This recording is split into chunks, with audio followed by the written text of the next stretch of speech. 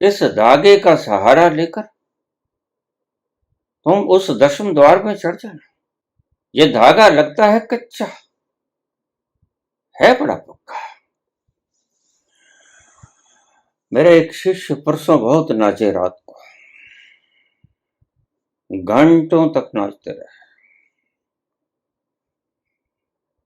जैसे जाप करने वालों को उनके इष्ट की तह जम जाती है, और फिर उसे नंगी आंखों से देखता है।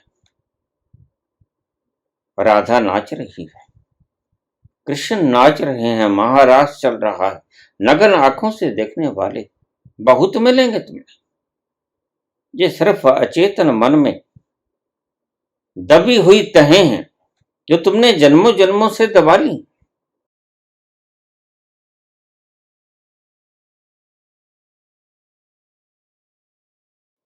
नैया पार लगा दे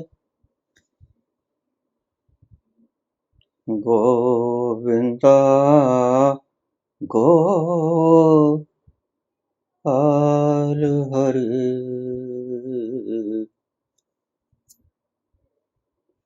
राधे राधे श्याम मिला दे गोविंदा गोपाल हरे। राधे राधे श्याम मिला दे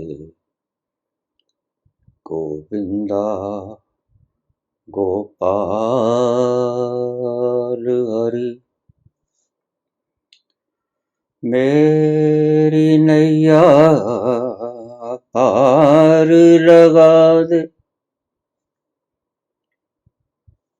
गोविंदा गोपाल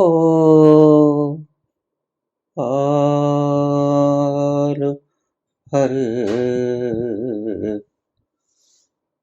राधे राधे श्याम मिला दे गोविंदा गोपाल हरे।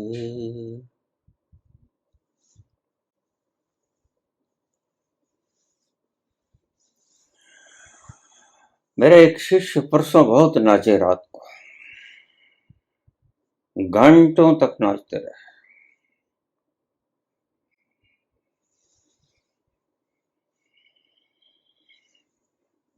ऐसा नाचे, बाकमाल नाचे। और इससे पहले कभी नाचे न थे। नाचना उन्हें आता ही नहीं था, नाचना उन्होंने सीखा ही नहीं था। नाचना कोई कला थोड़ी।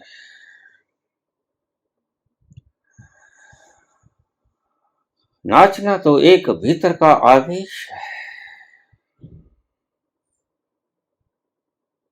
जो आपकी अंतरात्मा के उस समुद्र से उठती हैं लहरें, जो आपको नाचने पे विवश कर देते हैं।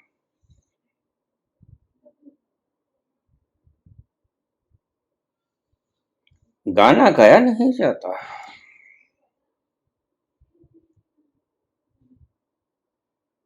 नानक के स्वर भीतर से फूटते हैं, तो उसके कंठ को गाना पड़ता है।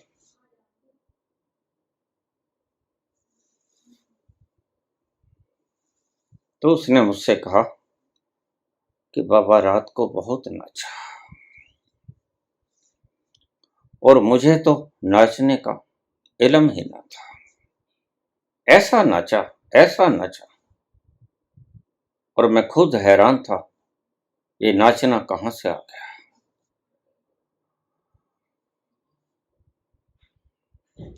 वो नाचना नहीं था, वो झूमना था।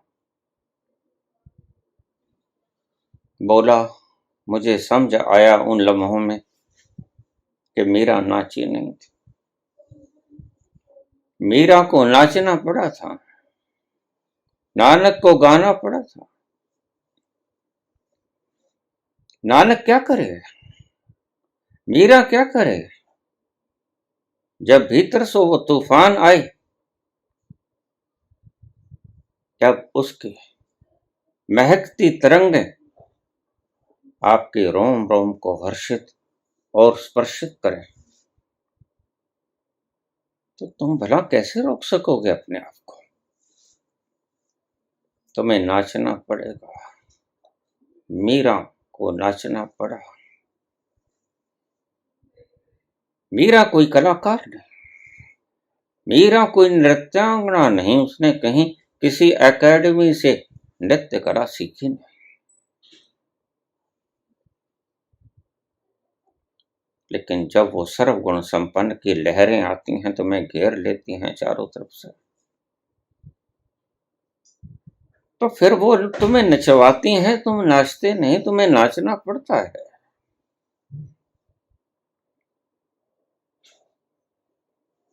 बस मैंने कहा तुम ठीक समझे। मीरा नाची नहीं, मीरा को नाचना पड़ा। कभी कभी ये लहरें सभी के जीवन में आती हैं।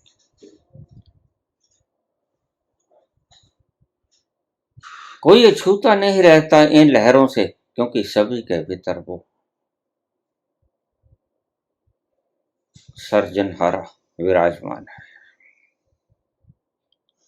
वो कलाकार सबके भीतर विद्यमान है और वह नचवा देता है तुम्हें।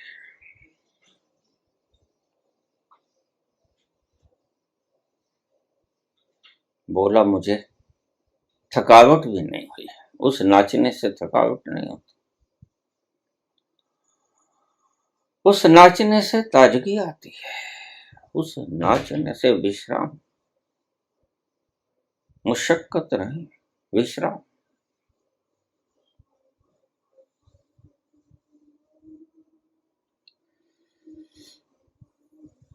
तुमने कभी देखा कि जिसको कभी एक सुर भी गाना नहीं आता,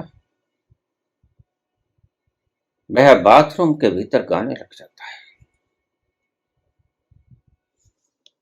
जिसने कभी स्वर नहीं साधा, उसके गले से मधुर ध्वनि उत्पन्न होनी शुरू हो जाती है, वह गाता है।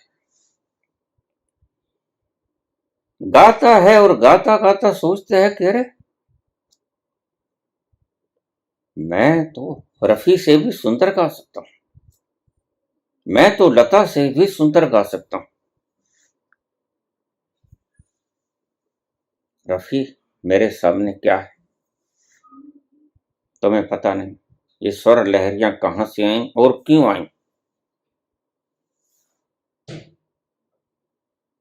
जब तुम फुर्सत के लम्हे में होते हो, तो भीतर से वो प्रकार करने आनंद की फूटती, जैसे ऊपर से एक बोझ हटा लिया जाए पत्थर का, और झरना भीतर से फूटने को तैयार ही था। तो स्नान करते वक्त करीब करीब प्रत्येक के जीवन में यह घटना घटी होगी। स्वर लहरियां फूटी होंगी, वीणा के तार झंकृत हुए होंगे, और तुम सहसा ही तुम्हारे भीतर से स्वर प्रस्फुटित हो गए होंगे। तेरी नैया पार लगा दे गोविंदा गोपाल हरे राधे राधे राधे श्याम मिला दे, श्याम मिला दे गोविंदा गोपाल हरि मेरी नैया पार लगा दे। यह पुकार, यह पुकार है यह जाप नहीं। बस यही फर्क है जाप में और पुकार में। जाप एक मानसिक कृत्य है और जाप आत्मा की झूमती हुई वो अवस्था है जब तुम्हारी आत्मा का कोना कोना झूमने लग जाता है। उस आनंद से प्रफुल्लित होकर तुम्हारा रोम रोम खिल जाता है तो तुम्हारे भीतर से, तुम्हारे कंठ से स्वर निकलते हैं। इसे कहते हैं पुकार। लेकिन तुम प्लास्टिक के नकली फूलों को इजाद करने में दक्ष हो गए हो। तुम माहिर, तुम हर चीज को शब्दों में बांध लेते हो, बस यहीं अटक जाते हो। जिस दिन यही राधा भीतर के प्राणों से गूंजने लगी और तुम्हारे रोम रोम से प्रकट होने लगी, उस दिन समझ लेना पुकार उठी।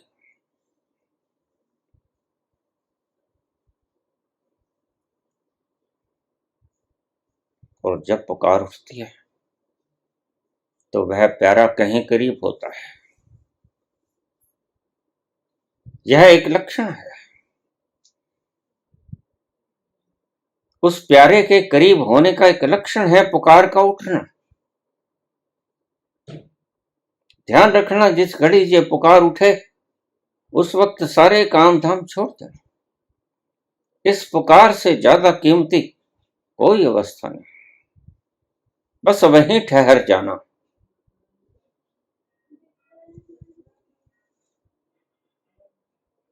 गिनती तो तुम रोज करते हो, लेकिन तुम डॉलरों की गिनती करते हो, रुपयों की गिनती करते हो, लेकिन गिनती तो बाबा नानक ने भी की थी और 13 पर जाकर रुक गए। तुम भी रुक जाना। जैसे ही पुकार उठे बस खत्म होगी सारी रेपिटेशन। हृदय की इस पुकार को अपनी खुशबुएं बिखेरने देना वातावरण में, और तुम पाओगे कि हवाएं ठहर गईं। तुम पाओगे कि वृक्ष लहराने लगे, उनके पत्तों ने अपनी गति रोक दी। कोयल ने गाना बंद कर दिया।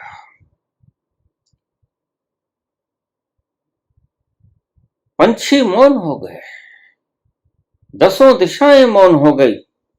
बस सिर्फ तुम लहराने लगे। तुम्हारा हृदय भीतर से गुनगुनाने लगा, मेरी नैया पार लगा दे गोविंदा गोपाल हरि, राधे राधे श्याम मिला दे। ये पुकार जब तक उत्पन्न न हो जाए, ये पुकार बाबा नानक में उत्पन्न हुई। पपीहा पुकार रहा था, नानक भी पुकारने लगे। न पपीहा रुका, न नानक रुके। और भाई रात्रि के 3 बज गए। मां बोली, नानक रुक जा। सारी रात हो गई, पुकारते पुकारते, अब सो जा, हमारे तो उठने का भी वक्त हो गया। तू अब सो जा, थक क्या होगा। नानक बोले, मां जब ये पपीहा नहीं थका तो भला मैं कैसे थका होऊंगा। मैं तो जैसे जैसे उस प्यारे को पुकार रहा हूं, परम और परम और परम ताजगी मुझे घेर रही है। न जाने यह अथाह अपार शक्ति कहां से आ रही है। ये बादल उमड़ घुमड़ते भीतर से आ रहे हैं और मैं पुकारे ही चला जाता हूं। और मेरी होड़ लगी है, जब तक ये पपीहा अपने प्रियतम को, अपने प्रियतमा को पुकारना बंद नहीं करता, भला मैं कैसे रुक जाऊं। मैं नहीं रुक सकता माते, तो विश्राम कर लो।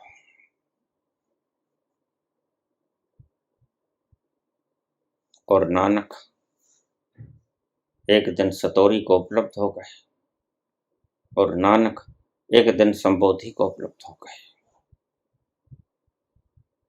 पुकार से होता है आगाज, पुकार से होती है शुरुआत।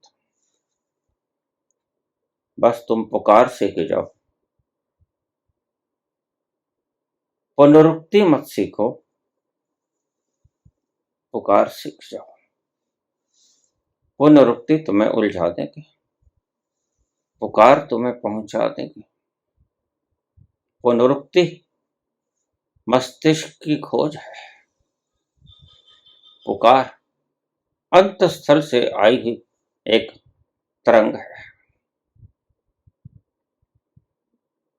उस पुकार के उठने का इंतजार करना। क्या हुआ जब तुम बाथरूम में नहा रहे थे, कैसे मधुर स्वर उठे और तुम खुद भी हैरान हो जाते। ऐसा मैं गा सकता, ऐसा मैं गा सकती हूं। ये कहां से आई पुकार। ये फुर्सत के लम्हों में आई, बस और कुछ नहीं करना है। नहाना तो अपने आप हो जाएगा, अब कुछ नहीं करना है। तो जब तुम कुछ नहीं करने की स्थिति में आ जाते हो, तो तुम्हारे झरने के ऊपर से रखा हुआ पत्थर हट जाता है और झरना फूट पड़ता है, और भीतर के गीत बाहर उमड़ने लगते हैं। आवन कह गए अजहु न आए, आवन कह गए अजहु न आए,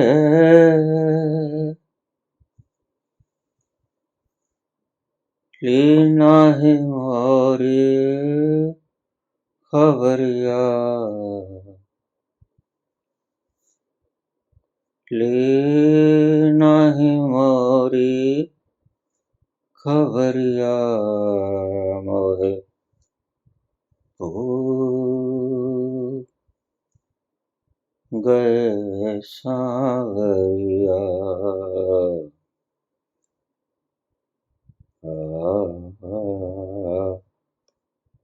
भूल गए सांवरिया।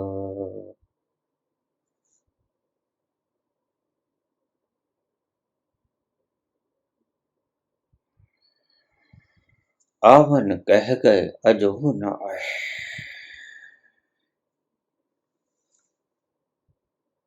ली नाही मोरी खबरिया।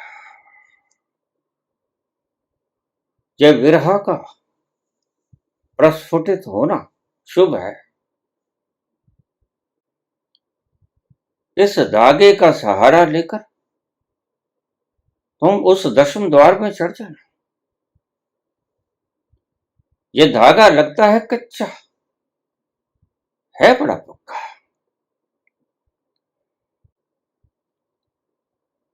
इस सूक्ष्म से दिखने वाले धागे का सहारा ले लेना, यह तुम्हें दशम द्वार की मंजिल तक पहुंचा देगा।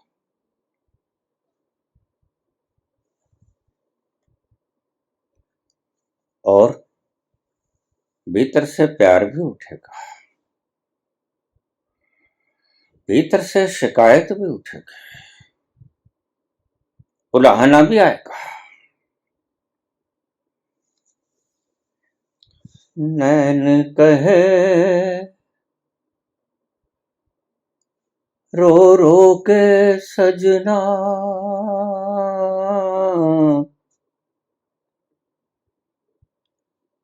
देख चुके हम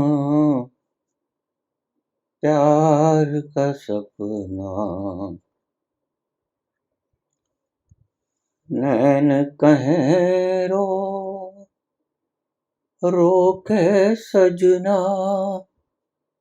देख चुके हम प्यार का सपना। प्रीत है झूठी प्रीतम झूठा, प्रीत है झूठी प्रीतम झूठा, झूठी है सारी नगरिया, झूठी है सारी नगरिया।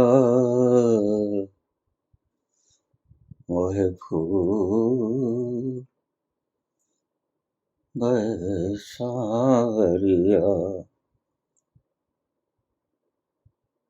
भूल गए सावरिया।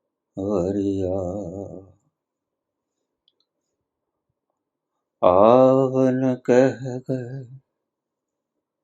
अजहू न आए, आवन कह गए अजहू न आए, लेना ही मोरे खबरिया, लेना ही मोरे खबरिया। मोहे भूल गए सावरिया,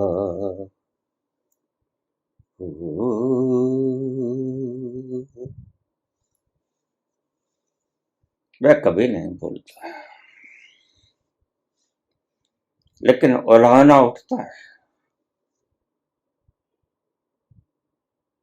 बिरहा के इस प्रेम पूर्ण संगीत में झगड़ा भी बड़ा प्यारा लगता है, नोक झोंक भी बड़ी सुंदर लगती है, उलाहने ताने भी बड़े प्रिय होते हैं। प्रीतम झूठी प्रीत है झूठी, झूठी है सारी नगरिया। क्या कुछ नहीं होता, सब होता है। प्रेम में सब वाजिब है, और प्रेम में ही सब वाजिब है।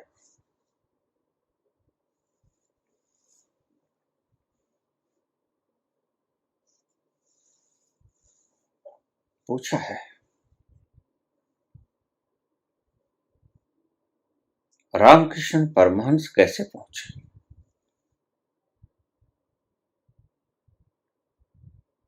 मां काली का सहारा लेकर ही पहुंचे,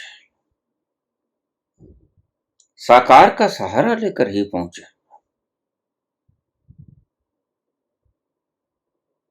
बिल्कुल ठीक है, रामकृष्ण परमहंस मां काली का सहारा लेकर पहुंचे, लेकिन पहुंचे कहां, जरा ये भी देख लो। मां काली का रूप, मां काली की मूर्ति के आगे नाचना गाना, बिरहा के गीत, और मां काली को भोग लगाना, मां काली के लिए चूरी बनाना।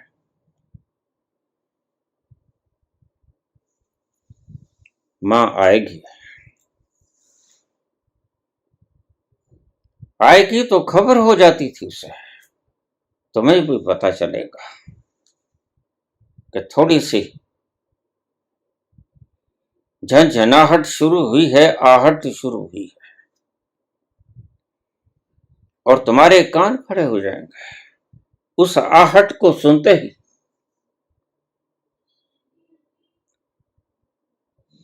ऐसा ही रामकृष्ण परमहंस के साथ होता।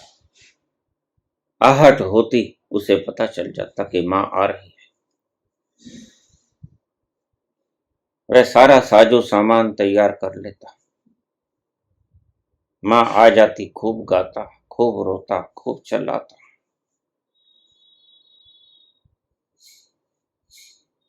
और वक्त खत्म हो जाता है। कभी कभी तो 2-2 दिन तक लगातार पूजा चलती। 2 दिन 2 रात लगातार पूजा चलती। और कभी कभी 4 दिन विश्राम लेते हैं।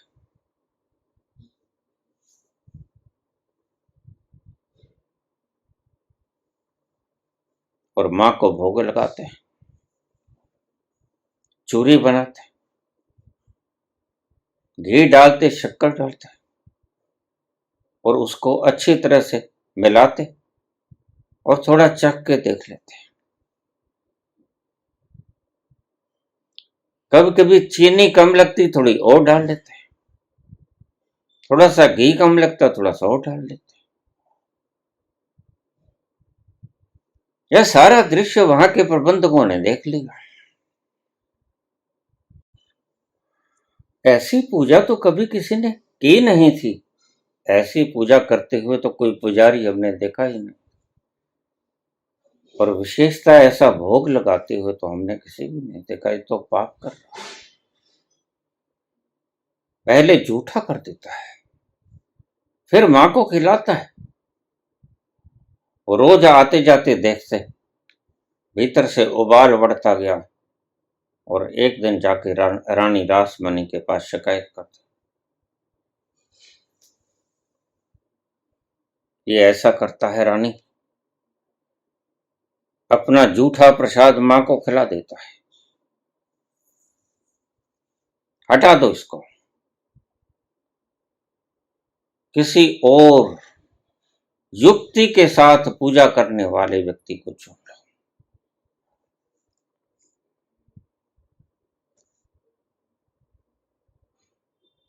रामकृष्ण के पास आए, रानी रासमणी आए,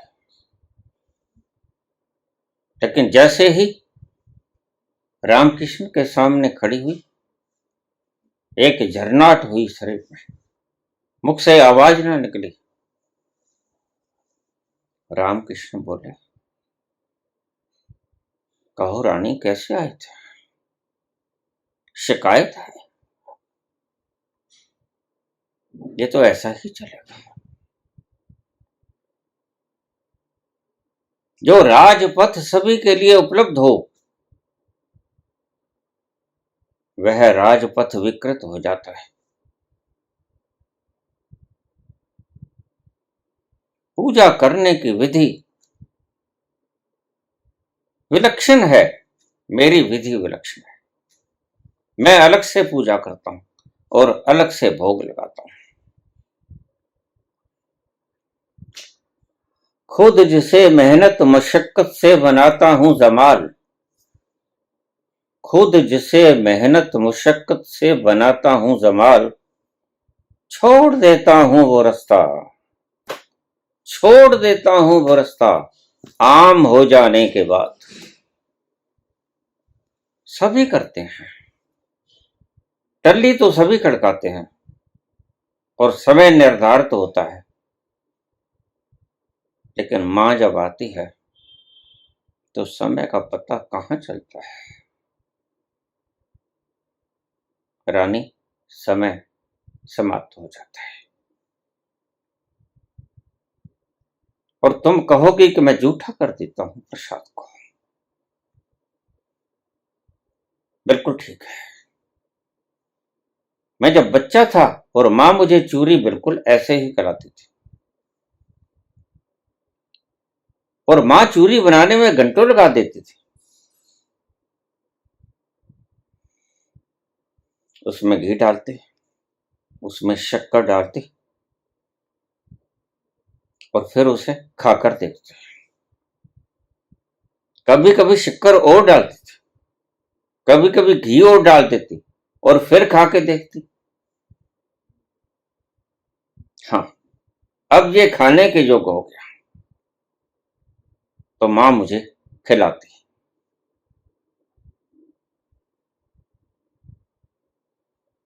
मां खुद चखने के बाद मेरे बच्चे को अच्छा लगेगा कि नहीं लगेगा।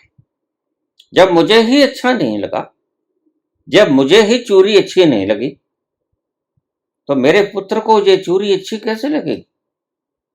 कहीं चीनी कम ना रह जाए, कहीं घी कम ना रह जाए, इसलिए वो पहले चख के देख लेती, कमी बेशी सारी दूर कर देती।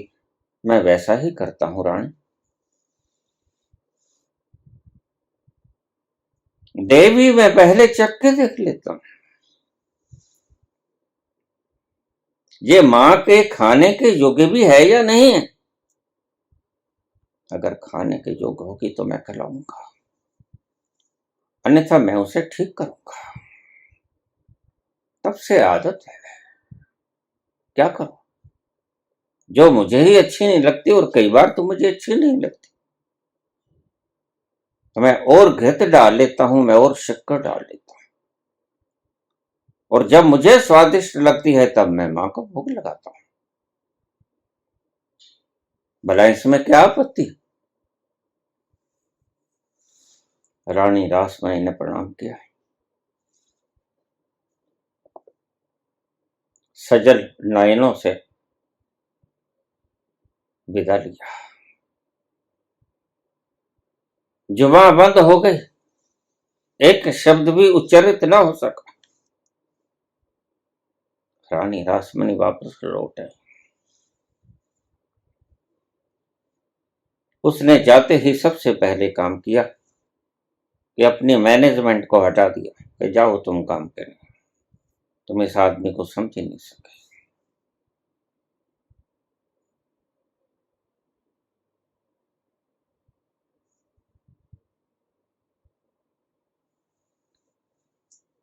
यह होता है प्यार। जब अभी तक भीतर से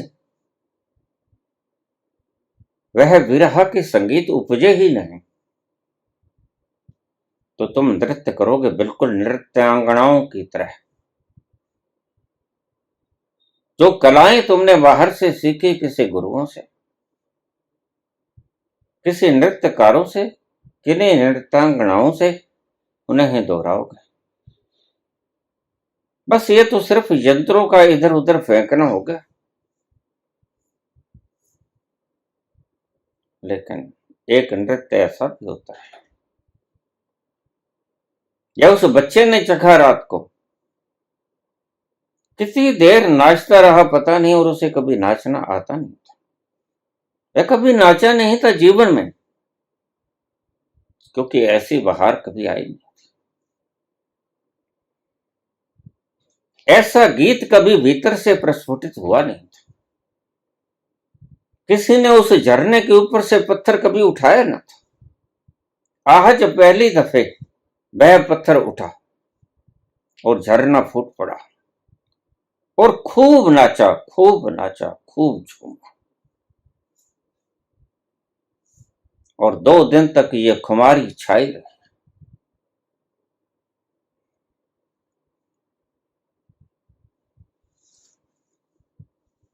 यह होता है नृत्य।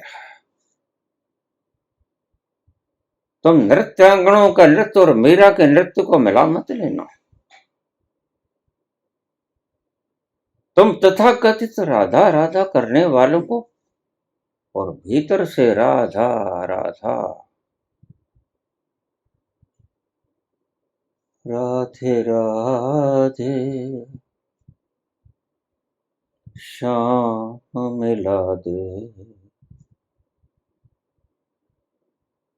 मिला दे गोविंदा गोपाल हरे मेरी नैया नैया पार लगा पार लगा गोविंदा गो गोपाल हरि राधे राधे राधे श्याम मिला दे श्याम मिला दे मेरी नैया पार लगा गोविंदा गो पार हरि राधे राधे श्याम मिला दे। इन राधे राधे का जाप सिखाने वालों के पीछे लगकर अपनी जिंदगी के कीमती लम्हों को बर्बाद मत कर। ये तुम्हें तोता रटन सिखा रहे हैं, भीतर हृदय से प्रस्फुटित हुआ राधा। काश वो कभी उमड़ जाए, काश वो पल तुम्हें नसीब हो, और फिर तुम देखना, तुम सिर्फ उच्चारित नहीं करोगे, तुम्हारा रोआ रोआ नाचने पे मजबूर हो जाएगा। तुम नाचोगे नहीं, तुम्हें नाचना पड़ेगा, और वह नचाएगा। उसे ही कहते हैं उसके हाथों की कठपुतली। वह जैसे नचाएगा वैसे नाचोगे। और वह नृत्य सोनल मान सिंह को मात देगा।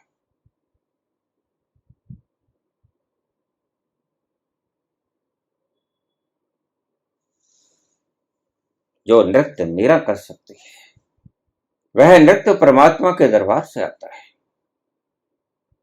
जो नृत्य तुम्हारी नृत्यांगनाएं करती हैं, वो कला की देन होती है, और उनका मूल्य कुछ टके होता है। लेकिन मीरा के नृत्य की कोई कीमत नहीं।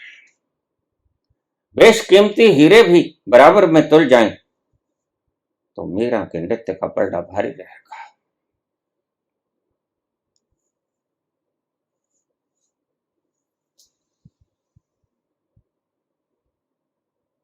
बड़ा प्यार से चूरी गूंथते, बड़े प्यार से पूजा अर्चना करते, और दिनों दिनों तक नाचते और दिनों दिनों तक विश्राम करते, और खुद पहले खाते फिर मां को खिलाते। ऐसा प्यार, ऐसा प्रेम भीतर से उमड़ता है।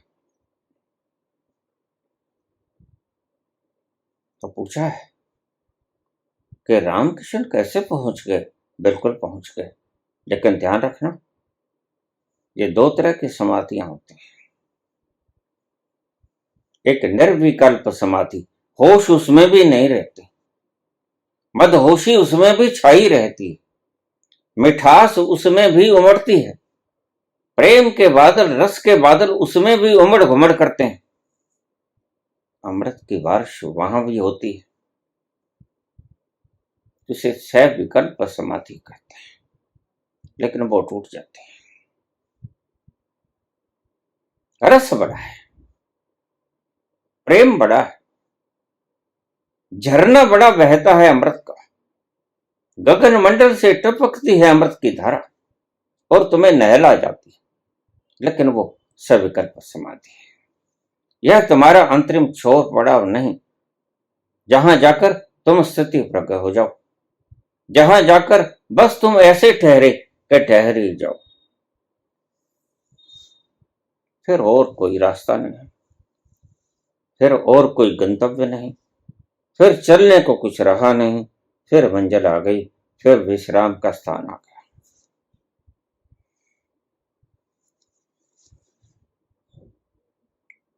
इतने आनंद भाव के भीतर रहते रहते भी एक कांटा चुभता रहा। रामकृष्ण परमहंस के भीतर एक कांटा लगातार चुभता रहा। समझ नहीं आ रही थी कि यह कांटा है किस चीज का। इतना प्यार, इतना अमृत बरसता है, इतनी मदहोशी छा जाती है। रामकृष्ण परमहंस परम सेंसिटिव से,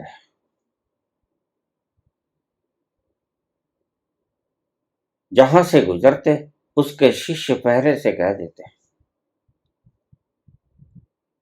आगे आगे चलते कहते कि देखो रामकृष्ण आ रहे हैं। भूल कर भी कोई परमात्मा का नाम ना ले। अगर किसी ने राम कह दिया तो गिर पड़ेंगे, अगर किसी ने राधे कह दिया वो गिर पड़ेंगे, अगर किसी ने कृष्ण कह दिया वो गिर पड़ेंगे। और फिर कब उठेंगे कोई पता नहीं। उठेंगे तो है नहीं, उठाकर ले जाने पड़ेंगे दक्षिणेश्वर के मंदिर।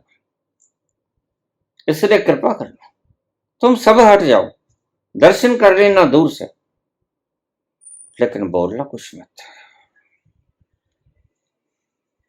इधर तुम बोले उधर वो बिछ जाएंगे, बस शुद्ध बुद्ध को भूल जाएंगे।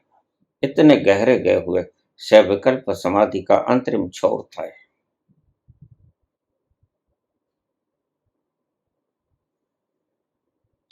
बगलों की कतार ऊपर से निकलती और उस दृश्य को देखकर गिर पड़ते, सविकल्प समाधि में पड़े रहते, घंटों तक बेसुध, घंटों तक सुधी ना आती। सिर्फ बगलों की कतार उड़ती हुई देख ली, ऐसा कुछ विशेष न था। तुम रोज देखते हो, आसमान में उड़ते हुए पंछियों को रोज देखते हो, वही दृश्य तुम भी रोज देखते हो। जरा भी उस आनंद की भनक भीतर से नहीं उठती। लेकिन रामकृष्ण बहुत सेंसिटिव थे।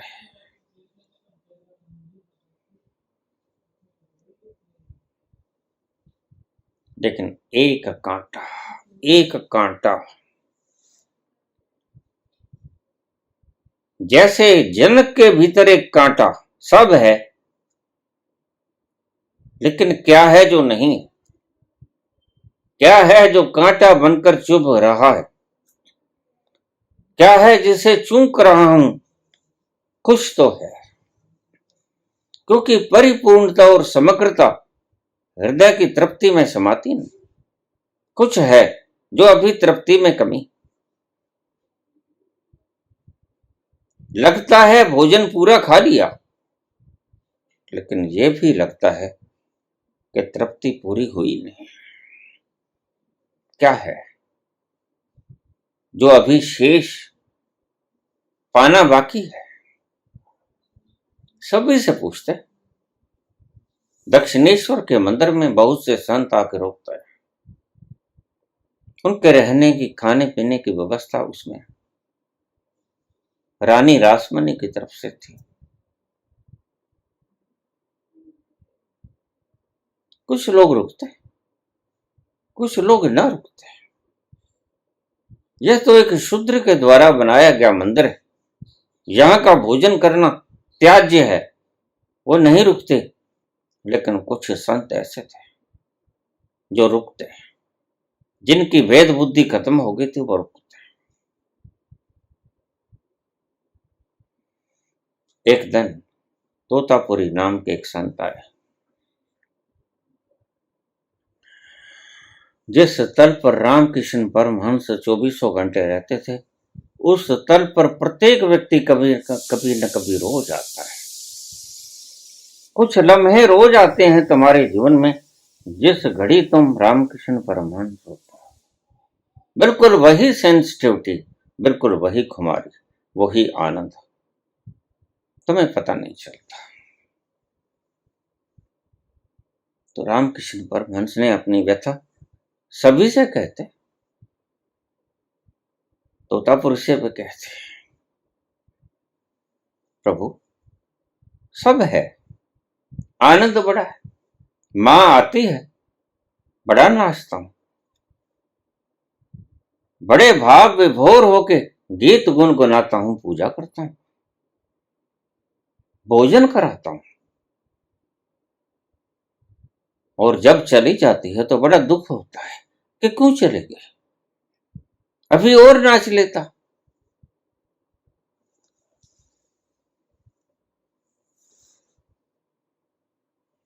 लेकिन कुछ भीतर कांटा चुभ रहा है, कुछ है जो लगता है अभी पाया पाया से नहीं लगता सब कुछ, अभी कुछ चूक रहा है, अभी कुछ पाना शेष है।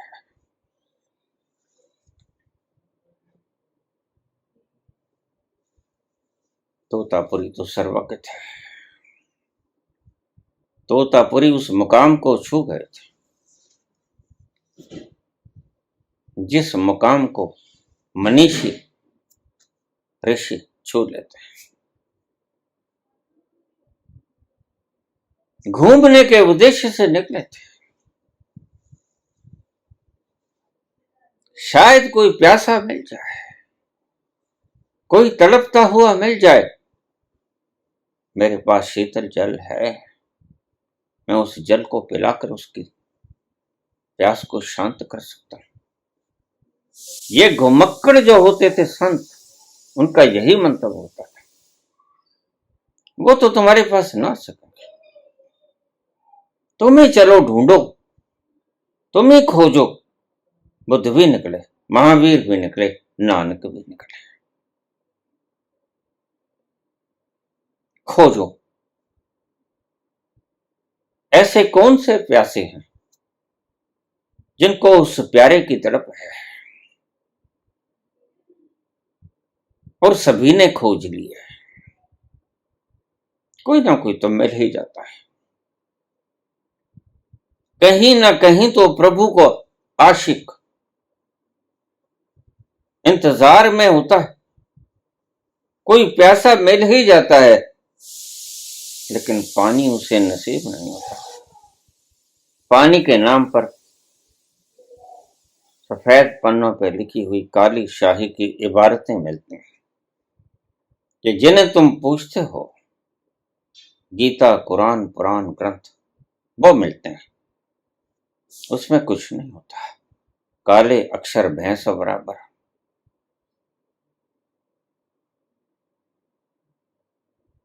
काले अक्षरों में क्या होता है, बेजुबान इबारत है, लिपियां हैं, कुछ भी तो नहीं।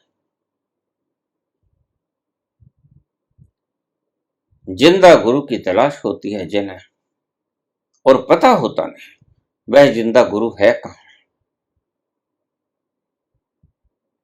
ऐसा ही गुरु तेग बहादुर के साथ हुआ।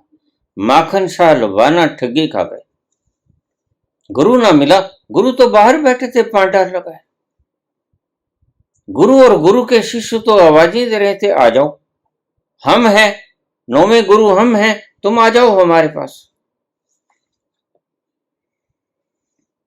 और माखन शाह लुबाना अभी अभी जहाज बच गया था, अभी अभी जहाज डूबाना था, माल भी बच गया, जान भी बच गया,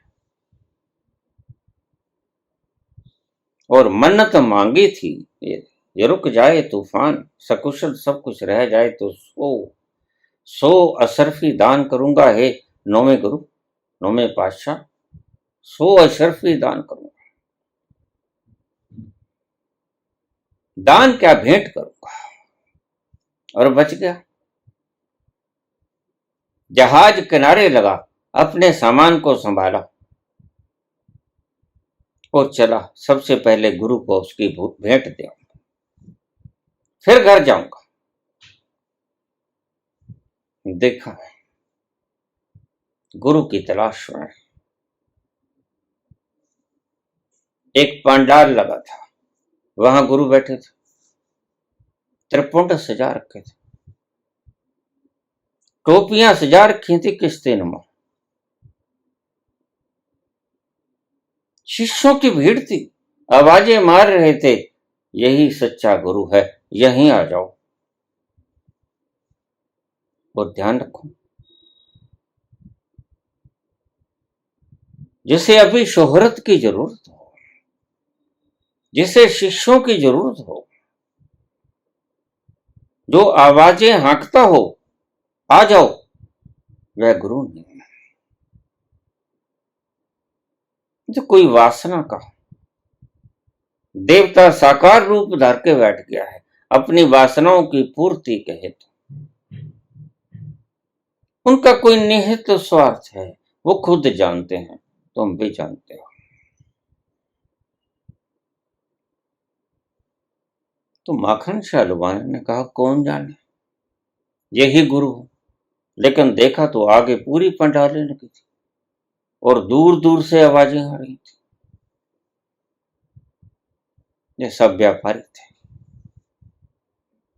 सब बुला रहे थे, इशारे कर रहे थे, इधर आ जाओ, फंस जाओगे, वो पाखंडी है।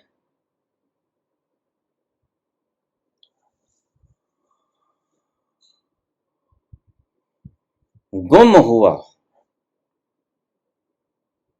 खो बैठा अपनी स्मृति को। माखन शाह लुबाना ने कहा, अब क्या किया जाए, अशरफियां सो है, चलो दो दो बांट देते हैं, दो दो बांटूंगा तो ये सारे निपट जाएंगे। और दोनों तरफ कतारें लगी थी, इधर भी उधर भी। तो क्या, दो अशरफियां टेकते, गुरुदेव कृपा करो, इसे स्वीकार करो, ये भेंट आपके लिए। और ऐसे ही वो छानता गया मुकाम, आगे आगे आगे आगे, दोनों तरफ सभी को दो दो टेकता गया। अशरफियां अभी बाकी बच गई थी।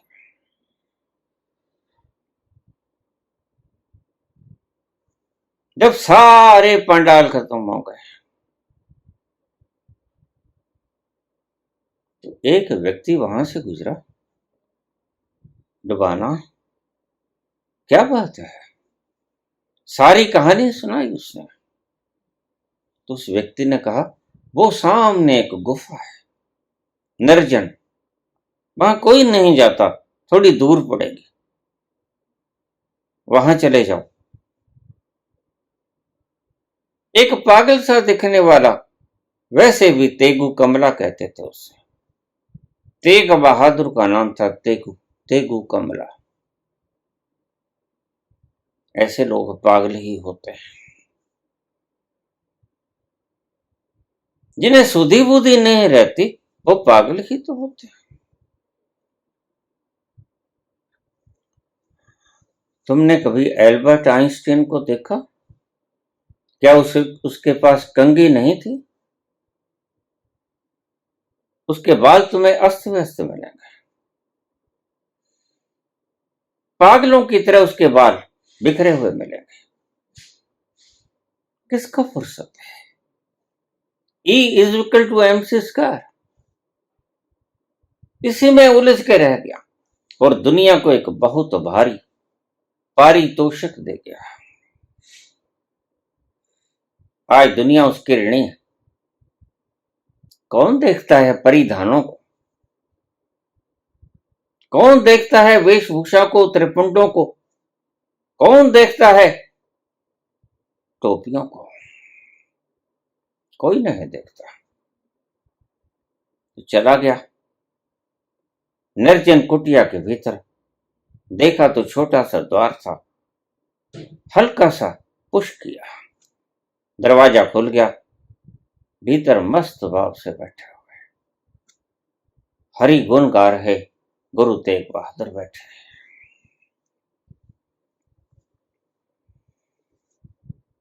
गुनगुना रहे थे। सर्वव्यापी सदा अलेपा, सर्वव्यापी सदा अलेपा, तो है संग समा, तो है संग समाय, काहे रे बन खोजन जाए, काहे रे बन खोजन जाए। सभी संतों ने कहा खोजो मत। कबीर ने भी कहा कस्तूरी कुंडल बस है, तुम्हारे ही घट में है। गुरु तेग बहादुर भी कहते हैं और सभी कहते हैं, कृष्ण भी कहते हैं, अष्टावक्र कहते तुम ही हो, दत्तात्रेय कहते तुम ही हो। सभी संतों ने कोई कसर कोर बाकी न छोड़ी, लेकिन तुम कहां समझे। तुम फिर ढूंढते हो, तुम फिर शिविरों में जाते हो, तुम फिर जाके व्याख्यान सुनते हो। क्या ढूंढते हो? जिसे ढूंढते हो वो तुम्हारे भीतर है। वन में मत जाओ,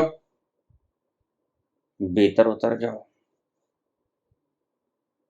वह सर्वव्यापी सदा अलेपा, तो हे संग समाए, काहे रे पन खोजन जाए। मस्त आनंद में उस अमृत की धारा को पीते हुए उनका रूप वर्णन नहीं किया जा सकता। अचानक झुक गए उनके चरणों में और आहट को सुनकर गुरु तेग बहादुर ने आंखें खोली।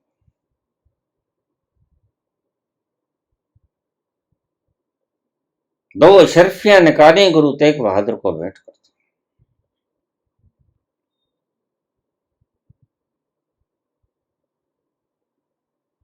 गुरु तेग बहादुर ने अपना कुर्ता कंधों से उठाया, कंधे छिले हुए थे, अभी भी खून निकल रहा था, छिल गए थे, बुरी तरह जख्मी हो गए।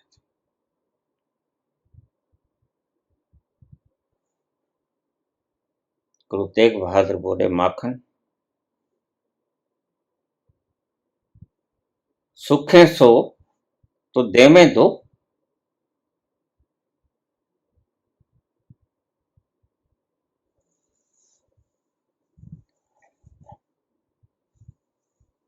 जैसे माखन शाह लुबाना तो धरती में गड़ गए। कहते मुझे क्षमा कर दो गुरुदेव, लेकिन आज पूरी सिक्खी को नवम गुरु मिल गए और मैं उद्घोषणा करूंगा, छत के ऊपर चढ़ूंगा और घोषणा करूंगा, साधो रे गुरु लाधो रे। सुखे सो ते देवे दो, ऐसा किसी ने नहीं कहा। सभी ने चुचकार के दो दो रख ली थी, मुफ्त की क्या लगा है। लेकिन जिसने जहाज को ढोया, जिसने जहाज को उस महासंकट से निकाला, उसके कंधे तो अभी तक खून से लथपथ थे, जख्मी थे। तो माखन शाह लुबाना उसकी सेवा शुश्रूषा में लग गया। गुरुदेव जख्म ठीक किया, उसके पास ही बैठ गया, सब छोड़ दिया। जब ऐसा कुछ होता है तो सब छोड़ दिया जाता है। ध्यान रखना, बस तुम्हें यही कुछ नहीं मिला है, ये जो मेरे पास रोज कमेंट आते हैं, बाबा मन भागता है, बाबा इधर उधर जाता है, बाबा ये वासनाएं करते हैं। मुझे पता है किस चीज की कमी है। कमी है उसकी अज्ञात के ऊपर भरोसा आया नहीं। बस इस बात को गांठ लगा लेना, अज्ञात के ऊपर भरोसा कराया नहीं अज्ञात ने, तुम्हारी तो क्या मजाल है। जिस दिन वो भरोसा करा देगा कि मैं हूं, उस दिन तुम्हें भरोसा आ जाएगा। भाग्यहीन है वो लोग, मार्कस जैसे, नीत्शे जैसे, आचार्यों जैसे, जो कहते हैं कि ईश्वर नहीं होता। भाषा और प्रयोग कर लेते हैं, एनलाइटनमेंट होती नहीं। तो आओ फिर खोपड़ी को खुजला ले, प्रश्न पूछो कृष्ण के, हम जवाब देते हैं।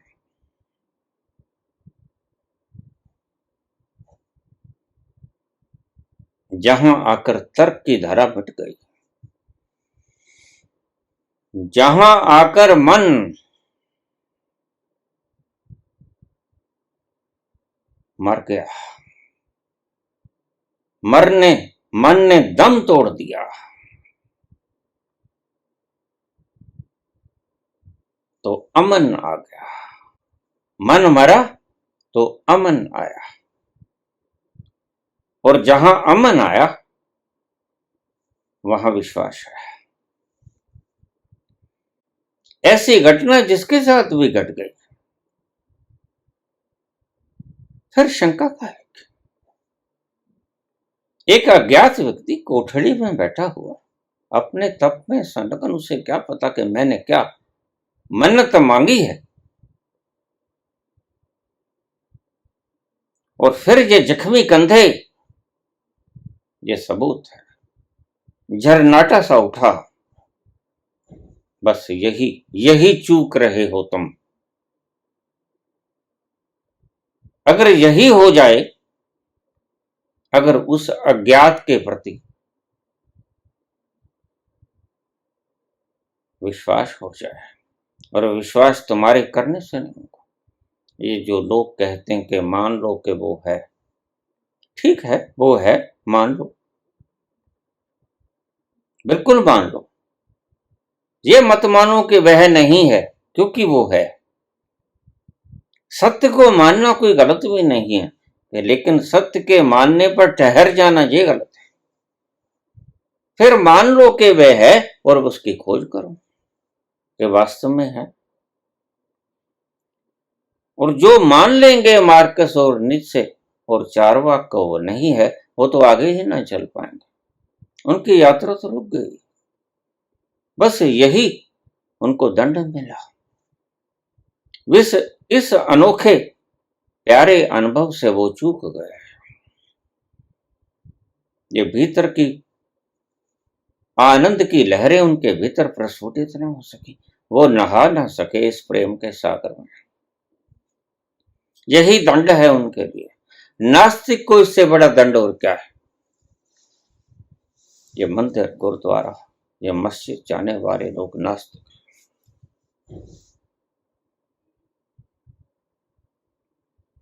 इन्होंने मुखौटे पहन लिए हैं कि परमात्मा है, अल्लाह है, वह गुरु है।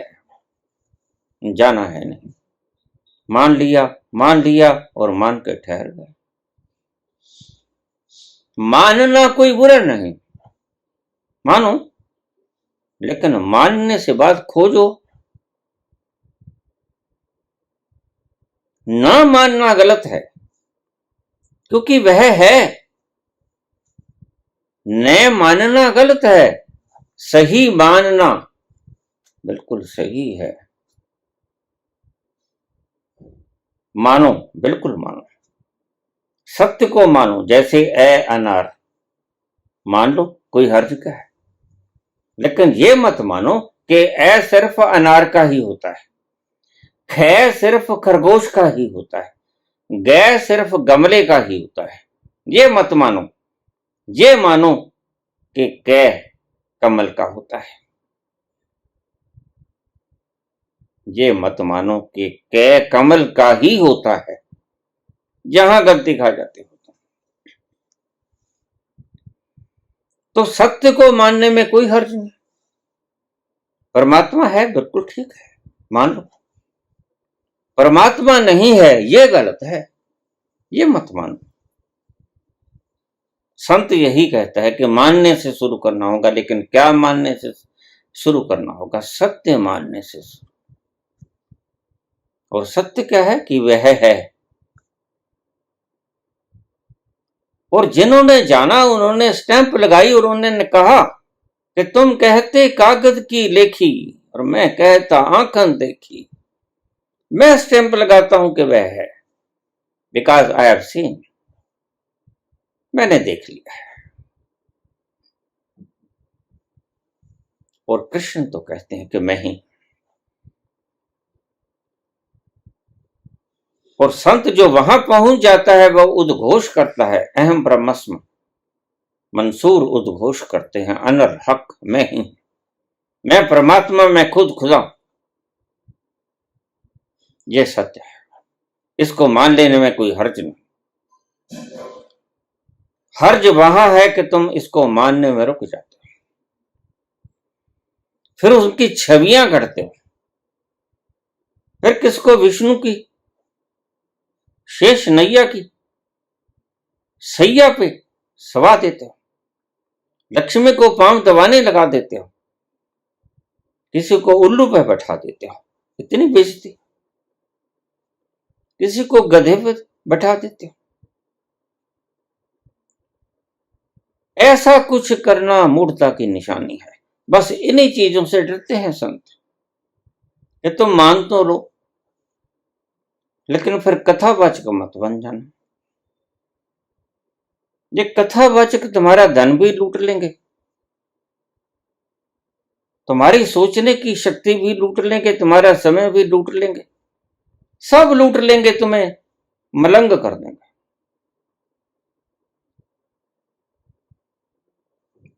इनका लक्ष्य पूरा हो जाएगा, तुम्हारा लक्ष्य पूरा ना हो सकेगा। तो संत कहते हैं मानो, लेकिन मानो किसे? मानो उसे जो सत्य है, और सत्य तुम्हें का पता चलेगा, तुम्हें तो नहीं पता चलेगा। सत्य संत बताएगा, और वो संत बताएगा जो कहेगा कि तुम शास्त्रों से लिखकर मानते हो, पढ़कर मानते हो, मैं आंखों से देखकर मानता हूं, बस मेरी बात पे यकीन कर लो क्योंकि मैंने देखा है। अब आज माखन शाह लुबाना ने देख लिया था, एक झरनाटा उठा, रोम रोम रोमांचित हो गया, कांपने लग गया। वो ऐसा रोमांच आया कि भीतर से उठी वो तरंग और नहला गई उसको, जैसे तीर्थ में स्नान किया। और माखन शाह लुबाना गुरु तेग बहादुर का होके रह गया। जो ऐसे अनुभव के भीतर से गुजरेगा वो उसी अज्ञात का होके रह जाएगा। ये ध्यान रखना इस बात का।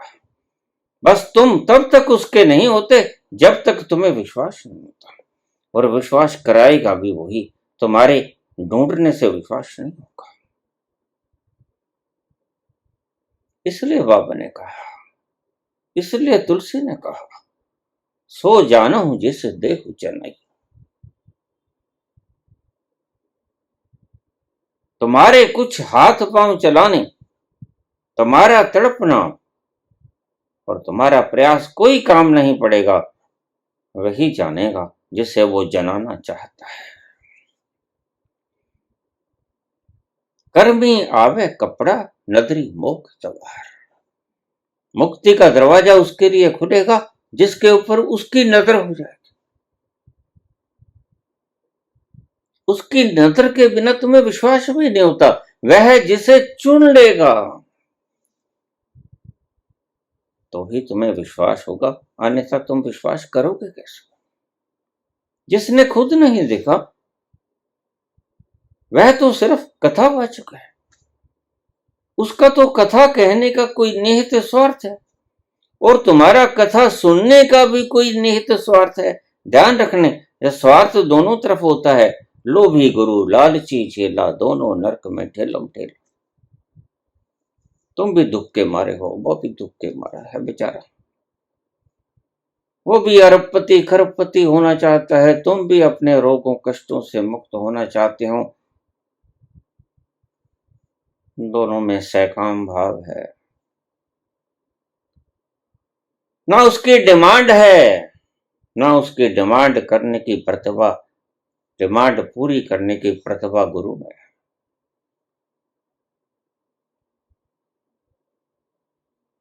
सच्चा साहब जे नदर करे ते कागो हंस करे। जब वो नजर करता है तो काग को हंस बना देता है। उसकी कृपा के बिना तुम्हें विश्वास भी नहीं होगा।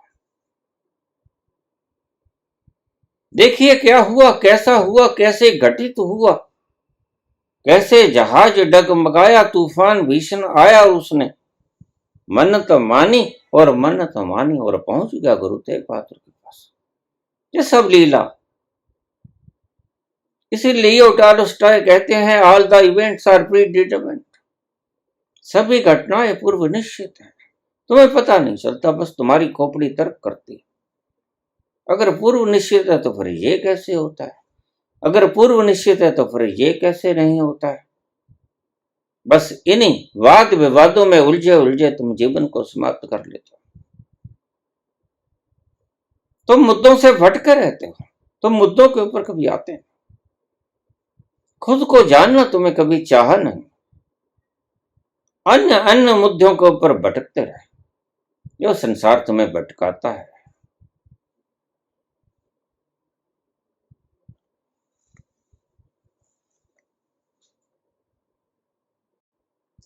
और तोतापुरी बोले, गदाधर मैं जानता हूं कौन सा कांटा तुम्हें चुभ रहा है लगातार। एक ही कांटा है, बाकी तो कांटे तुमने निकाल दिए। वह कैसे निकलेगा प्रभु? बस मैं जैसा कहूं वैसे करते जाना, ठीक है। तो उसने हिप्नोटिज्म किया।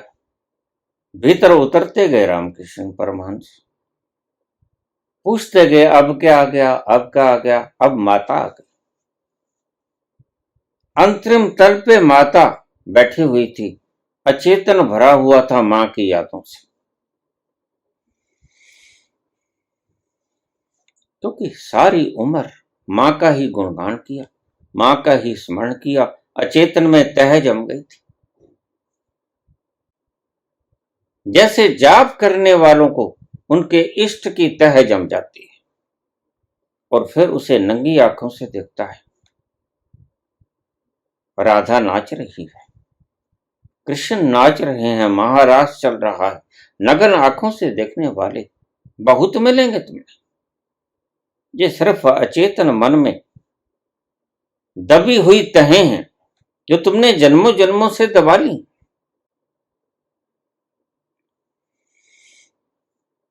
तो तोतापुरी ने पूछा, गदाधर क्या दिख रहा है? मां आ गई है, तो ऐसा करो इसका सर काट दो।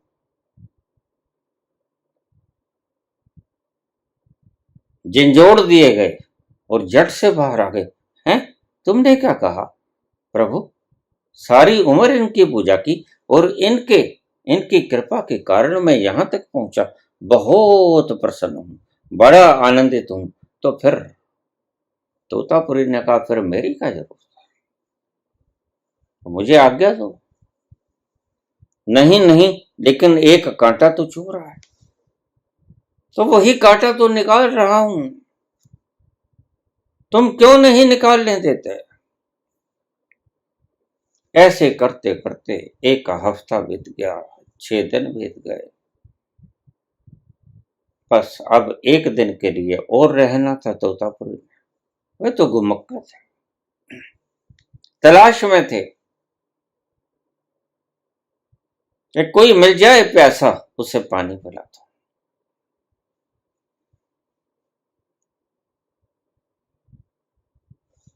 रामकृष्ण ने कहा, यह बड़ी मुश्किल शर्त होती है।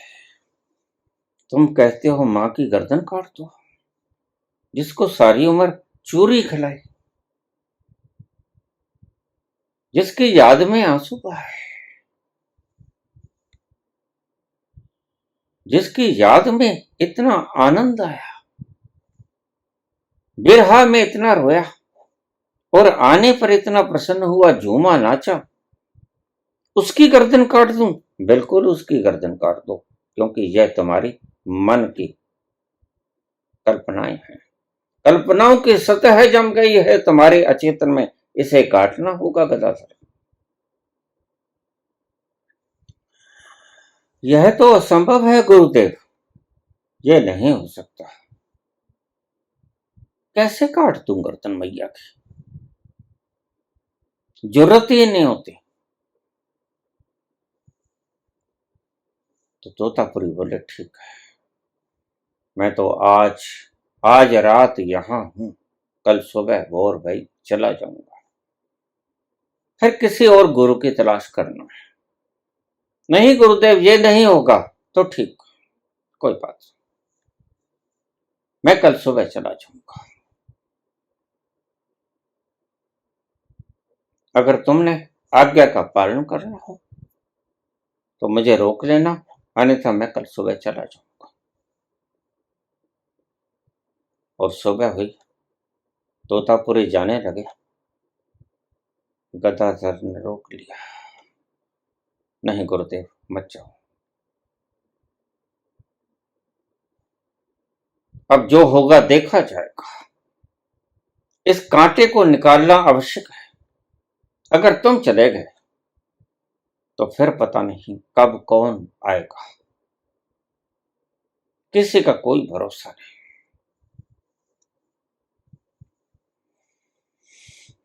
तोतापुरी बैठ गए, रामकृष्ण सामने बैठ गए, हिप्नोटाइज किया। सम्मोहन अवस्था में पूछते गए, क्या आ गया गदाधर, क्या आ गया, अब क्या आ गया? अब माता आ गई, अब मां आ गई। मां आ गई तो इसकी गर्दन काट दो, गर्दन काट दो। हाँ हाँ, मैं चला जाऊंगा अब, लेकिन काटूं कैसे? अरे तलवार उठा लो, तलवार उठा के इसका शीश धड़ से अलग कर दो। लेकिन तलवार कहां से लेके आऊं? जिस मन ने मां की कल्पना बना ली, उस मन से ही तलवार की कल्पना बना लो। ये मां भी तो कल्पना है, कल्पना की तलवार खड़ी कर लो और कल्पना से कल्पना को काट लो। उठाओ खड़क। और रामकृष्ण ने तलवार उठाई, तलवार उठाकर काली की गर्दन धड़ से अलग कर दी। काली का सिर एक तरफ और धड़ एक तरफ, और सर्वकल्प समाधि समाप्त। रामकृष्ण परमहंस निर्विकल्प समाधि में लुढ़क गए। तोतापुरी वहीं बैठ गए, 7 दिन तक उसी अवस्था में रहे। आखिरी कांटा निकल गया था। बिल्कुल रामकृष्ण पहुंचे, लेकिन जहां पहुंचे उसके बाद भी गुरु की जरूरत पड़ेगी।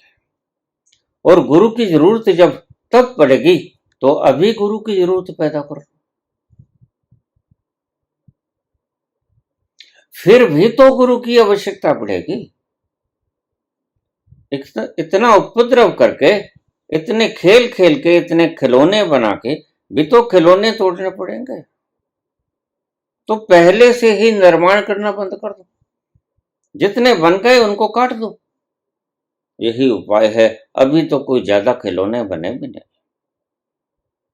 अभी तो इतने गहरे तुम पहुंचे भी नहीं जितने गहरे गदाधर पहुंच गए थे। अभी ये जो मूर्तियां तुमने बनाई हैं, ये तुम्हारी मन की कृत्रिम आर्टिफिशियल है। उठाओ तलवार, काट दो, काट दो, सिर धड़ से अलग कर दो, रामकृष्ण की तरह। और तुम शीघ्र ही निर्विकल्प में पहुंच जाओगे। तो कैसे पहुंचे रामकृष्ण? ऐसे पहुंचे, सविकल्प तक आ जाओगे, बिल्कुल ठीक है।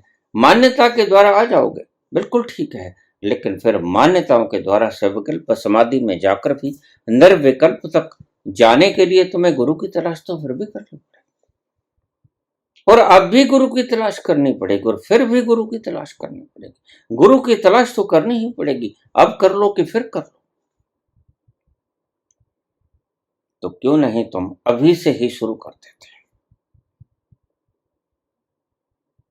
बाद में जब तुम उलझ जाओगे, जब खिलौने इतने सख्त हो जाएंगे, तुम्हारे तोड़े से टूटेंगे नहीं, तो फिर तो तुम भी मजबूर हो जाओगे, फिर तो गुरु को ही तोड़ने पड़ेंगे, और गुरु का कोई भरोसा नहीं। होशियार यार जानी जे रास्ता ठगों का, होशियार यार जानी जे रास्ता ठगों का, यहां जरा नजर चूकी तो माल दोस्तों का, माल दोस्तों का।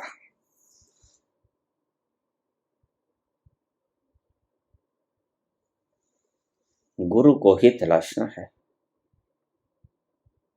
तो अभी तलाश लो, फिर क्या तलाशोगे?